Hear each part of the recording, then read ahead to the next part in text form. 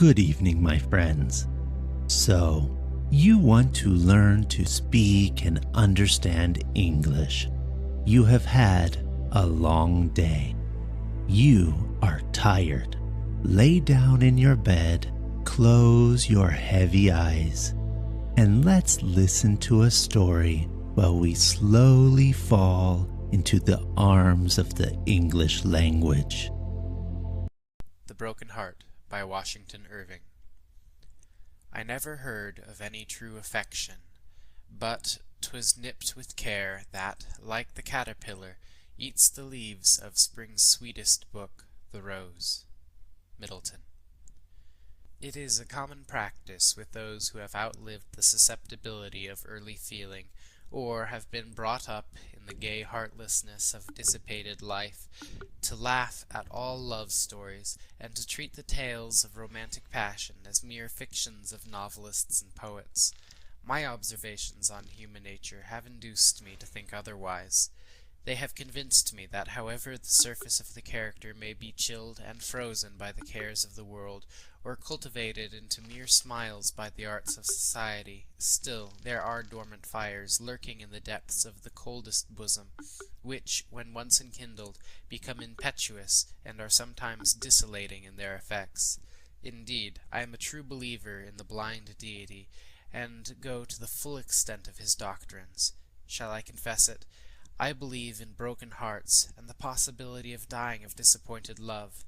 I do not, however, consider it a malady often fatal to my own sex, but I firmly believe that it withers down many a lovely woman into an early grave. Man is the creature of interest and ambition. His nature leads him forth into the struggle and bustle of the world. Love is but the embellishment of his early life, or a song piped in the intervals of the acts. He seeks for fame, for fortune, for space in the world's thought, and dominion over his fellow man. But a woman's whole life is a history of the affections. The heart is her world. It is there her ambition strives for empire. It is there her avarice seeks for hidden treasures. She sends forth her sympathies on adventure, and embarks her whole soul in the traffic of affection, and, if shipwrecked, her case is hopeless, for it is a bankruptcy of the heart. To a man, the disappointment of love may occasion some bitter pangs. It wounds some feelings of tenderness. It blasts some prospects of felicity. But he is an active being. He may dissipate his thoughts in a whirl of varied occupation, or may plunge into the tide of pleasure, or, if the scene of disappointment be too full of painful associations, he can shift his abode at will, and taking, as it were, the wings of the morning, can fly to the utmost parts of the earth, and be at rest. But woman's is a comparatively fixed, a secluded, and meditative life. She is more the companion of her own thoughts and feelings, and if they are turned to ministers of sorrow, where shall she look for consolation? Her lot is to be wooed and won, and if unhappy in her love, her heart is like some fortress that has been captured, sacked, and abandoned, and left desolate. How many bright eyes grow dim, how many soft cheeks grow pale, how many lovely forms fade away into the tomb, and none can tell the cause that blighted their loveliness. As the dove will clasp its wings to its side, and cover and conceal the arrow that is preying on its vitals, so it is the nature of woman to hide from the world the pangs of wounded affection. The love of a delicate female is always shy and silent. Even when fortunate, she scarcely breathes it to herself, but when otherwise, she buries it in the recesses of her bosom, and there lets it cower and brood among the ruins of her peace. With her, the desire of her heart has failed. The great charm of existence is at an end. She neglects all the cheerful exercises which gladden the spirits, quicken the pulses, and send the tide of life in heartful currents through the veins. Her rest is broken. The sweet refreshment of sleep is poisoned by melancholy dreams. Dry sorrow drinks her blood, until her enfeebled frame sinks under the slightest external injury. Look for her after a little while, and you will find friendship weeping over her untimely grave, and wondering that one, who but lately glowed with all the radiance of health and beauty, should so speedily be brought down to darkness and the worm. You will be told of some wintry chill, some casual indisposition that laid her low, but no one knows of the mental malady which previously sapped her strength and made her so easy a prey to the spoiler. She is like some tender tree, the pride and beauty of the grove, graceful in its form, bright in its foliage, but with the worm preying at its heart. We find it suddenly withering, when it should be most fresh and luxuriant. We see it drooping its branches to the earth and shredding leaf by leaf, until wasted and perished away it falls, even in the stillness of the forest. As we muse over the beautiful ruin, we strive in vain to recollect the blast or thunderbolt which could have smitten it with decay. I have seen many instances of women running to waste and self-neglect, and disappearing gradually from the earth, almost as if they had been exhaled to heaven, and have repeatedly fancied that I could trace their deaths through the various declensions of consumption, cold, debility, languor, melancholy, until I reached the first symptom of disappointed love. But an instance of the kind was lately told to me. The circumstances are well known in the country where they happened, and I shall but give them in the manner in which they were related. Everyone must recollect the tragical story of young E., the Irish patriot. It was too touching to be soon forgotten. During the troubles in Ireland, he was tried, condemned, and executed on a charge of treason. His fate made a deep impression on public sympathy. He was so young, so intelligent, so generous, so brave, so everything that we are apt to like in a young man. His conduct under trial, too, was so lofty and intrepid. The noble indignation with which he repelled the charge of treason against his country, the eloquent vindication of his name, and his pathetic appeal to posterity in the hopeless hour of condemnation, all these entered deeply into every generous bosom, and even his enemies lamented the stern policy that dictated his execution.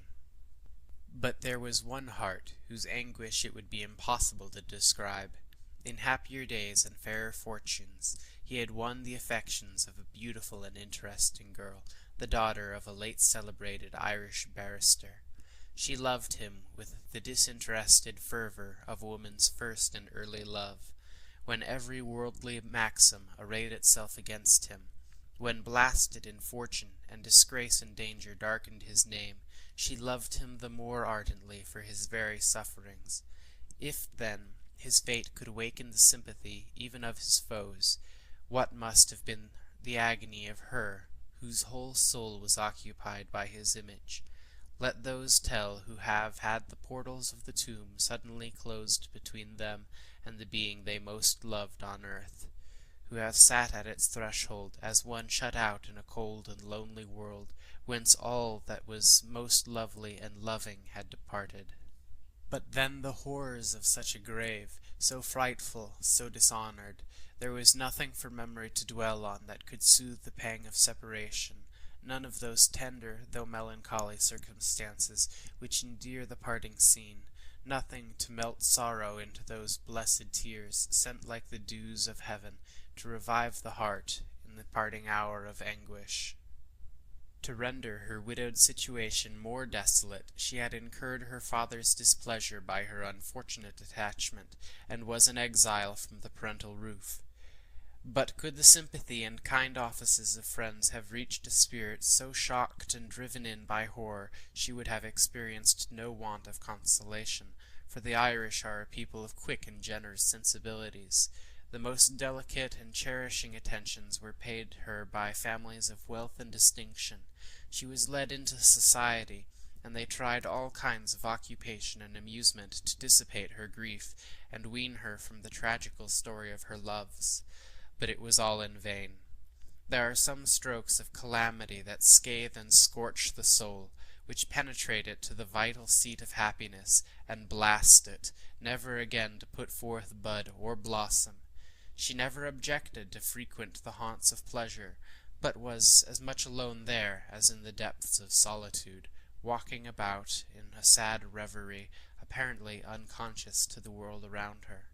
She carried with her an inward woe that mocked at all the blandishments of friendship, and heeded not the song of the charmer, charm he never so wisely.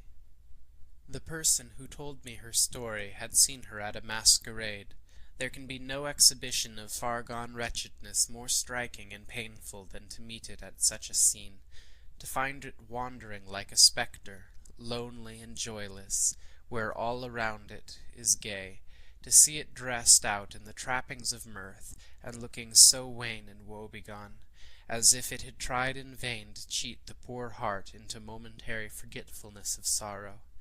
After strolling through the splendid rooms and giddy crowds with an air of utter abstraction, she sat herself down on the steps of an orchestra, and, looking about for some time with a vacant air that showed her insensibility to the garish scene, she began, with the capriciousness of a sickly heart, to warble a little plaintive air. She had an exquisite voice, but on this occasion it was so simple, so touching, it breathed forth such a soul of wretchedness that she drew a crowd, mute and silent, around her, and melted every one into tears. The person who told me her story had seen her at a masquerade. There can be no exhibition of far-gone wretchedness more striking and painful than to meet it at such a scene, to find it wandering like a spectre, lonely and joyless, where all around it is gay, to see it dressed out in the trappings of mirth, and looking so wan and woebegone, as if it had tried in vain to cheat the poor heart into momentary forgetfulness of sorrow. After strolling through the splendid rooms and giddy crowds with an air of utter abstraction, she sat herself down on the steps of an orchestra, and, looking about for some time with a vacant air that showed her insensibility to the garish scene, she began, with the capriciousness of a sickly heart, to warble a little plaintive air. She had an exquisite voice, but on this occasion it was so simple, so touching, it breathed forth such a soul of wretchedness that she drew a crowd, mute and silent, around her, and melted every one into tears. The story of one so true and tender could not but excite great interest in a country remarkable for enthusiasm. It completely won the heart of a brave officer, who paid his addresses to her, and thought that one so true to the dead could not but prove affectionate to the living. She declined his attentions, for her thoughts were irrevocably engrossed by the memory of her former lover. He, however, persisted in his suit. He solicited not her tenderness, but her esteem. He was assisted by her conviction of his worth, and her sense of her own destitute and dependent situation, for she was existing on the kindness of friends. In a word, he at length succeeded in gaining her hand, though with the solemn assurance that her heart was unalterably another's. He took her with him to Sicily, hoping that a change of scene might wear out the remembrance of early woes. She was an amiable and exemplary wife, and made an effort to be a happy one, but nothing could cure the silent and devouring melancholy that had entered into her very soul. She wasted away in a slow but hopeless decline, and at length sunk into the grave, the victim of a broken heart. It is on her that Moore, the distinguished Irish poet, composed the following lines. She is far from the land where her young hero sleeps, and lovers around her are sighing, but coldly she turns from their gaze and weeps, for her heart in his grave is lying. She sings the wild song of her dear native plains, every note which he loved awaking. All little they think who delight in her strains, how the heart of the minstrel is breaking. He had lived for his love, for his country he died, they were all that to life had entwined him. Nor soon shall the tears of his country be dried, nor long will his love stay behind him. O make her a grave where the sunbeams rest, when they promise a glorious morrow. They'll shine o'er her sleep like a smile from the west, from her own loved island of sorrow. End of The Broken Heart